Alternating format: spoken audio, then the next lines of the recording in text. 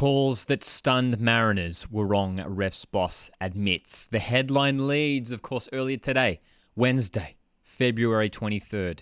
A statement was released here on the Keep Up website from Football Australia regarding the events that took place during, of course, last night's game between Central Coast Mariners and Melbourne City. And if you haven't heard about the debacle, well, I mean, you've been living under a rock for the past 24 hours. And, of course, the videos are up on the YouTube channel regarding what was going on and my reaction to it, my thoughts on it. It's completely just sent me into overdrive, and this it's not just me, it's not just Mariners fans, it's Australian football in general. And let's dive into this article and what they've stated here. And there's some big things already, just straight off the top here. Football Australia's head of refereeing has confirmed that leading referee Sean Evans made 2 significant errors in Tuesday night's victory for Melbourne City over Central Coast Mariners, and has promised to speed up the time taken for VAR reviews.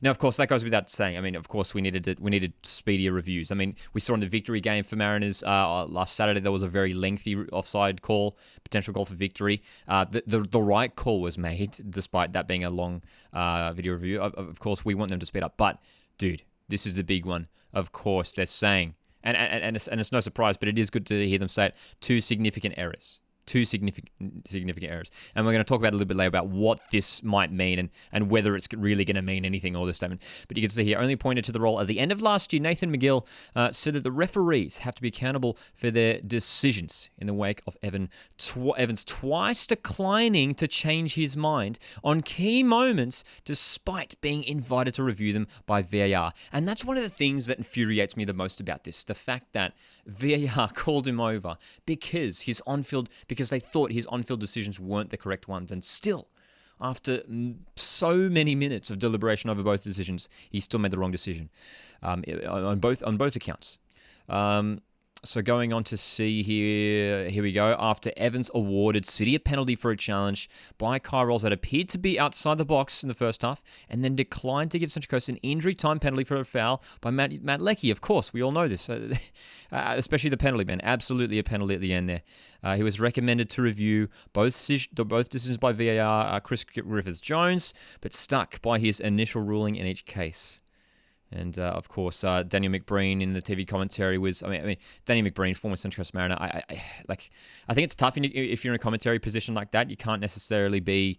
You don't want to step too far, because obviously you're in being in that position, you obviously have to be responsible. But Daniel Drzeski as well in the post-match, I mean, they both, I thought, did a good job of letting, everyone know that what we saw was not right. And then here we go. We've got some direct quotes here from McGill, the head of referees. We feel that VAR was correct to recommend 2 on-field reviews, as both incidents decisions crossed the threshold for clearly and obviously wrong on-field. The head of the referees has just said this. They believe that both incidents, crossed the threshold for clearly and obviously wrong on field. That's stunning. That's amazing, dude. So this isn't a matter of it was a close call. It was a controversial decision. The head of referees are saying it, and we all know it, of course, that these decisions were clearly and obviously wrong. This is bad, man. This is bad. It's bad for Sean Evans, and it's a bad look for Australian football and the referees. Here we go. The quote continues here. The penalty kick awarded to Melbourne City for the challenge by Kye Rolls should have been a free kick outside the area. Absolutely. With the second incident, our position is that it should have been a penalty kick. Here we go. It's so... And dude, when they word it out like this, I love it so much because it sounds so simple. The player's challenge for the ball has missed...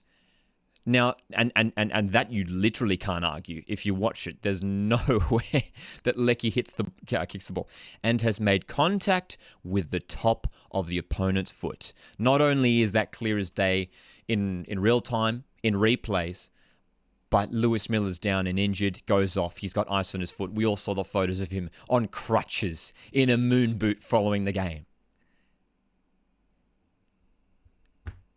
The player's challenge has missed the ball and made contact with the top of the opponent's foot. This is basic football language. dude, the more I think about it, the angrier I get. I mean, we're what, 24 hours, I think, after the game, and I'm still, yeah. Look, man, ask why Evans had stuck to both decisions. McGill said he had reviewed the second part of Roll's challenge as the most significant, while for the second, the Leckie penalty, the review went for a considerable amount of time, so there was still some doubt in Sean, for Sean, on the point of contact.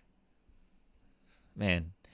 And here we go. We say, though McGill was too soon to say whether Evans will be dropped for the next round of matches, he pointed out there is almost twice as many referees, twice as many referees as games each week. And of course, says here we have 13 referees with 6 spots each week, and usually the appointments are reflective of performance. Now, we're almost guaranteed that Sean Evans won't be refereeing a game next week, and hopefully not for a little while, because, I mean, we simply can't have a standard like that. I mean, that the standard has already been low, and many people have talked about that, but what we saw last night was very, very, very wrong, was very wrong, and I've made it clear. I still stand by what I said. I don't think I was being melodramatic by saying that last night was the most appalling refereeing display I've seen in A-League football history. It was just so wrong. And of course, you can read the article on the Keep Up website, but of course goes on to talk about the referees and all that sort of business. But look, that's some of the main takeaways there, man. It is good. Look, it is good to hear them coming out and saying these things. We expected a statement. I mean, it's no surprise they had to make a statement with the outcry from online. From people high up, as I was saying, Daniel McBreen in co-commentary, Daniel Georgeski in the post-game show. These guys, the high up, and even club CEOs, I remember seeing across Twitter, which is like, we're going to investigate this. We need answers. So it's good to see here that the Football Australia's head of refereeing, Nathan McGill, who apparently has only been appointed to the role at the end of last year. So he's only been trained for a recent amount of time and is already dealing with this big debacle. But yeah, man, look, it's an absolute joke, of course, what has gone on. Will this change anything is the question. I don't know, man.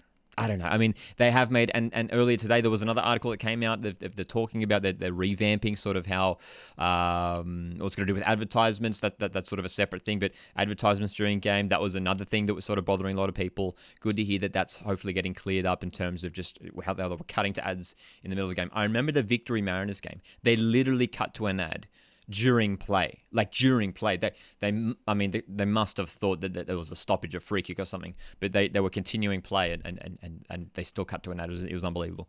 So it's good to hear that's been cleared up. But overall, I think it'll be great to hear that the speed, there's going to be a speed up of the time taken for video reviews, which is fantastic. But look, honestly, it is reassuring to hear that the higher ups have come out and said that there's two significant errors, and it is reassuring to hear from even fans of not just the Mariners, but not just from other clubs, even from Melbourne City fans. I mean, everyone's just in shock, just in disbelief, like what is going on. And we never see this, man. Usually with a lot of big decisions, they're debated by both sides, and generally there is a mix. Maybe there will be a majority, but I honestly can't recall a time on social media where it's been so like just absolutely one-sided. And I haven't seen anyone, and I don't see why anyone would say that the Matthew Leckie penalty, especially that Matthew Leckie penalty, saying that that's not a penalty. I haven't seen a single person say that that's not a penalty. Not a single person. Now, how often do you have that in football where 100% of people disagree with the decision? And you know what? And I'll finish off with this. You know the one person who did think that was a penalty? The one person who thought it wasn't a penalty. The one person who thought it wasn't a penalty was the man making the decision. Everyone, players, coaches, staff, fans on both teams, on every team, football fans around the country and around the world believed that was a penalty for the Central Coast Mariners. And you know who didn't think it was a penalty? The man who made the decision, Sean Evans. Look, nothing against the man, Sean Evans. I mean, in a professional sense, he has failed here. He has made the wrong decision, and it's good to hear the higher up saying it, and hopefully he knows it too, and hopefully we can see an improvement. But yeah, man. Hey guys, thanks for checking out this video. If you have enjoyed it, please hit like. It does help me out a lot here on the channel, and I'll see you guys in the next one. Cheers.